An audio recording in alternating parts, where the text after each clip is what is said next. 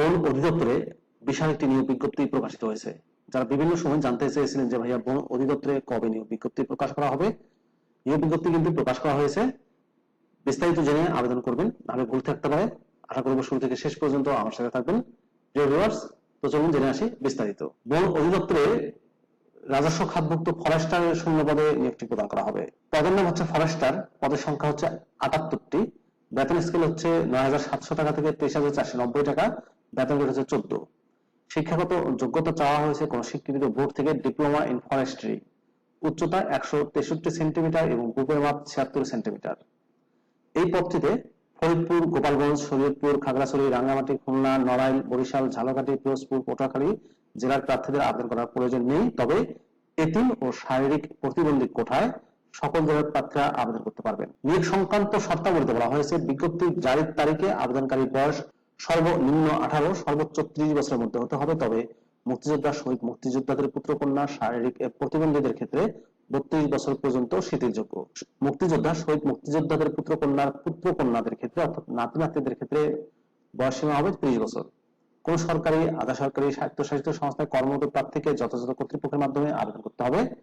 বন অধিদপ্তরের কর্মচারী নিয়োগ বিধিমালা 2019-এর তফসিল 2 অনুযায়ী লিখিত ও মৌখিক পরীক্ষা গ্রহণ করা হবে। মৌখিক পরীক্ষার সময় উচ্চতা, বুকের মাপ গ্রহণ করা হবে। পরীক্ষা গ্রহণের স্থান, তারিখ, সময়সূচি যথাসময়ে প্রার্থীদের তাদের পত্র যোগাযোগের ঠিকানায় বন অধিদপ্তরের ওয়েবসাইটের মাধ্যমে জানিয়ে দেওয়া হবে। সরকারি নির্দেশনা মোতাবেক আনসার ও গ্রাম প্রতিরক্ষা বাহিনীর সদস্যরা এতিম ও শারীরিক প্রতিবন্ধী মহিলা, ক্ষুদ্র নৃগোষ্ঠী, মুক্তিযোদ্ধা, শহীদ মুক্তিযোদ্ধাদের পুত্রকন্যা, নাতি নাতনিদের ক্ষেত্রে কোঠা অনুসরণ করা হবে। আবেদনকারীকে মৌখিক পরীক্ষার সময় বেশ কিছু কাগজপত্র ফটোকপি সহ মূল কপি প্রদর্শন করতে হবে। ফটোকপিগুলো অবশ্যই সত্যায়িত করতে হবে। এই যে কাগজপত্রের তালিকাগুলো দেখতে পাচ্ছেন, এর মধ্যে রয়েছে শিক্ষাগত যোগ্যতা সম্পর্কিত সকল প্রকার মূল বা সাময়িক সনদ, জাতীয় পরিচয়পত্র, জন্ম নিবন্ধন সনদ, সংশ্লিষ্ট ইউনিয়ন পরিষদের চেয়ারম্যান, পৌরসভার mayor, city corporation ward councillor কর্তৃক প্রদত্ত নাগরিকত্বের সনদ, প্রথম শ্রেণীর গ্যাজেটেড কর্মকর্তা, ইউনিয়ন পরিষদের চেয়ারম্যান, পৌরসভার mayor, city corporation ward councillor কর্তৃক প্রদত্ত চারিত্রিক সনদ, এতিম ও শারীরিক প্রতিবন্ধী, ক্ষুদ্র নৃগোষ্ঠী, আনসার, বিজিবি প্রার্থীদের ক্ষেত্রে সরকারের সর্বশেষ নীতিমালা অনুযায়ী উপযুক্ত কর্তৃপক্ষের সার্টিফিকেট এবং মুক্তিযোদ্ধা কোঠায় আবেদনকারীকে যথাযথ কর্তৃপক্ষের সনদ দেখাতে হবে। পদের সংখ্যা কম বা বেশি হতে পারে। প্রার্থিত পদের নাম এবং নিজ জেলা খামের উপরে অবশ্যই স্পষ্টভাবে উল্লেখ করতে হবে। চাকরির আবেদন ফর্ম বন অধিদপ্তরের ওয়েবসাইট bforest.gov.bd থেকে ডাউনলোড করে ব্যবহার করা যাবে।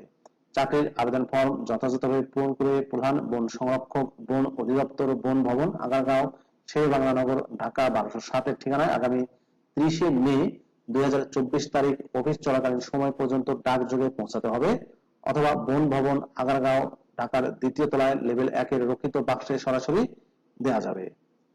চাকরির আবেদন ফর্মের কলিং নাম্বার 1 থেকে 22 নম্বর পর্যন্ত সকল তথ্যই আপনাদেরকে উল্লেখ করতে হবে।